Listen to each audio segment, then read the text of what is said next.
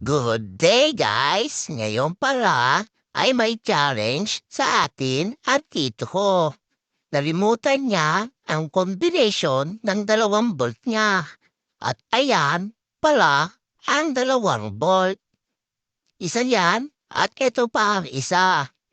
Buti na lang ay hindi nakalock. Kaya ito ay atin magagawa ng paraan. Alright! At ito na nga.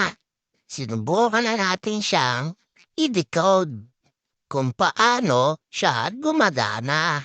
Papakaliwa, papakanan, papakaliwa, at paikot-ikot ako dito ha. Nakita niyo naman, ang dami ko ng combination na nakuha. Pero ito ay hindi pa rin gumagana. Kaya naisipan na natin na ito ay subukan. Kitang-kita sa mukha ang kaba at pag-aalala. At eto na nga, isinira na natin at nilak. At ang tanong sa ating kaisipan, ito pa ba ay bubukas o magpapaalam na ako sa aking cellphone?